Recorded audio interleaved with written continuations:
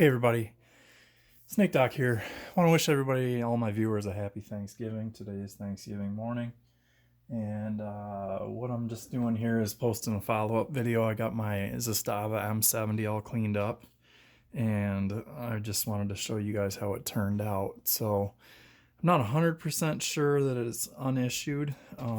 It's in extremely good shape for a surplus pistol, and let's see here.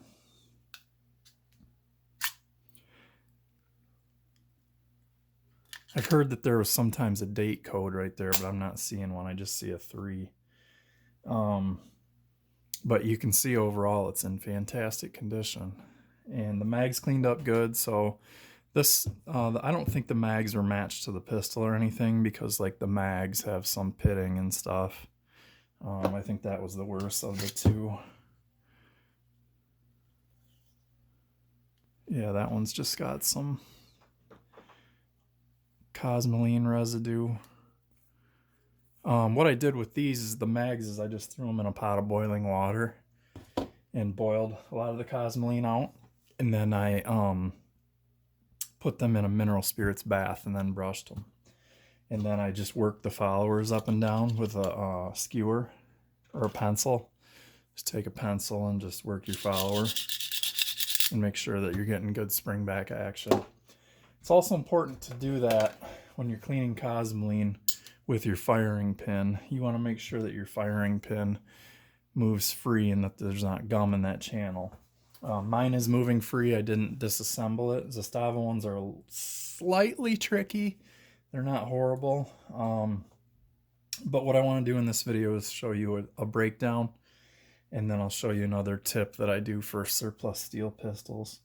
So I'm just going to grab a punch here and show you how the grips come off. So like I said, you'll be able to see the one side there, and you just slide it over to the side and then the grip will come off in your hand. And then this one, you just pivot this arm down. And then that grip falls off. Here you can see your magazine disconnect safety right here. What that does is that prevents the trigger from moving until there's a magazine in there that pushes it out of the way so that the trigger can slide back. That is just held on usually by a tiny rivet, and I have taken them off on other guns, but you don't have to. Especially if it's something that you're not going to use in a defensive role or anything, it really shouldn't matter. Here's the safety, and you can see I had to repaint that red dot, and I did it twice, and some of the paint got under the safety lever, so I just got to flick some of that out yet, or brush it out with a little toothbrush. These, save the old toothbrushes because they come in handy for a lot of things with guns if you weren't already aware of that. So anyways, onto the takedown, and it has the barrel bushing up front, so I just use a piece of wood. You can just use like a narrow popsicle stick or something and push that down, and then you want to start to rotate your bushing to the side, and it goes one way, so obviously I'm going the wrong way.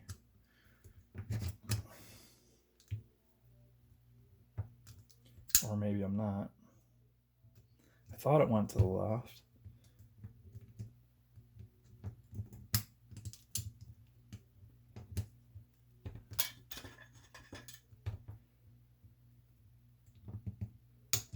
Doesn't want to go though for some reason. I don't know why that would be.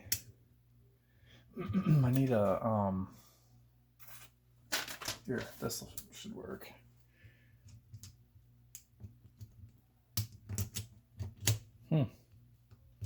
Sorry, I'm looking like it. There it goes. Okay, so you're gonna rotate it that way, and you just bring it up to 180 and keep your thumb over the spring so it doesn't go flying. And then you can release. Here's your bushing, and it's important to put some lubrication on there. And then you can just have your spring. And then what you do on this side is just push out your takedown lever or your slide release and try and get your finger or something under that. And then when it comes free, you just pull it out like that. And that actually captures your spring, but now your slide can come off. So take your slide off, and then you pull your spring out this way.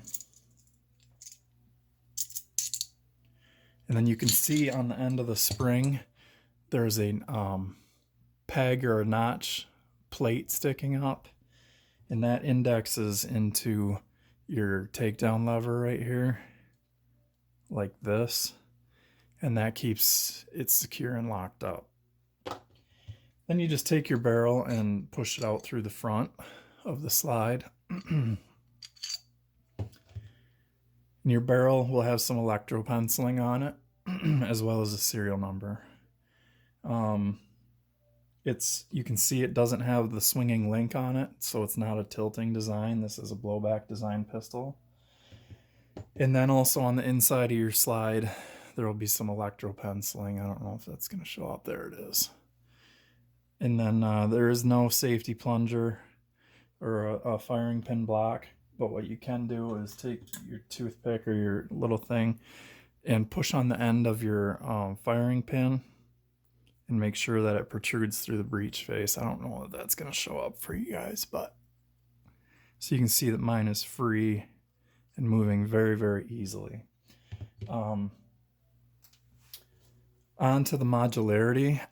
Your trigger pack just pulls out, and then that actually needs another wipe down. Some more stuff leaked out of it. I brushed the snot out of this and soaked it in the mineral spirits, and it's still leaking out.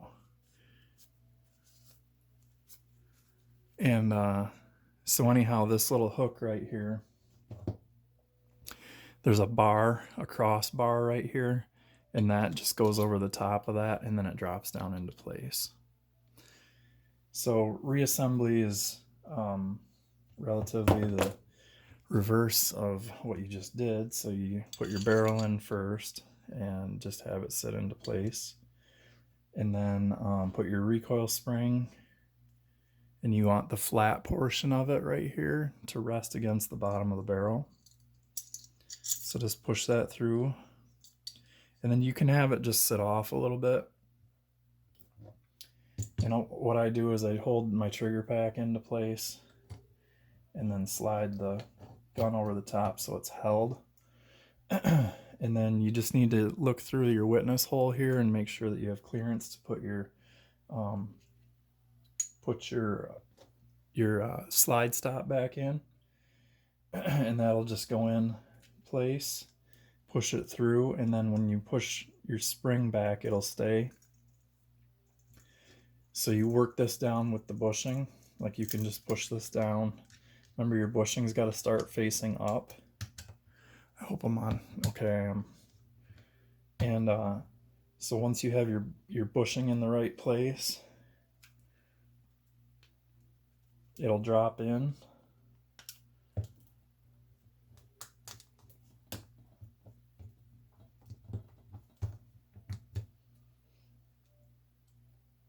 It's not quite seating because of this. I had the spring like cockeyed in there. So let me try and get this. There it goes. So now I can start to rotate, and then it'll push down and lock itself back into place. And then you can just put your grips back on, but I'm going to leave mine off for a second because I want to show you something else that I do with a steel firearm. And you can do it with pretty much any kind of wax, but what I have is this S.C. Johnson paste wax. It's like a floor wax. You use it for finishing wood. It's really good stuff to put on stocks and whatnot. And it's like one can of this will last you 3 lifetimes. And you can see once you have the heat of your finger on it, it just melts onto your finger. So I just take some of this wax onto my finger, and then I just wax the entire finish, and I just rub all over it and then hold it in the light to make sure I've got everything covered. And I don't even necessarily let it haze because it seems to take a long time to haze off. But I just keep getting the little bits of wax, and you can see, like, if you cake it like that, just wipe it out of there and move it to a different spot. You want to be careful going around your extractor to make sure to not plug the extractor channel. But you can do basically as sloppy of a job as you want because it wipes off so easily. So I'm just gonna wax all over this, and then it'll actually darken your finish just a little bit, which is really kind of a nice look to your gun. And especially on like the back strap and stuff and the front strap, I think it just looks awesome when it gets that nice deep finish on it. Anyhow, you get the point there. And then I just take an old, this is an old wife beater or something, and then just buff it off. You could use a microfiber towel. You could use an old t-shirt, or you could use a silicone cloth. And that'll just give you some protection. Just do a few coats of it as you see fit. One is good. It doesn't give you like a slippery finish. The gun's not going to flip around in your hand or anything, but it just puts some protection on the metal. And it just makes the bluing look really nice. So that's it. I'm going to put the little bit more wax on here, and then I'm going to put the grips back on. So thank you guys for watching, and I look forward to hopefully get some good weather. I think we're supposed to get good weather on Saturday, and I want to shoot in my backyard, so I'll try and do a couple shooting videos for you guys. Thanks for watching. Have a happy and safe Thanksgiving. Enjoy your time, your food, and your friends and family, and I'll see you guys on the next one.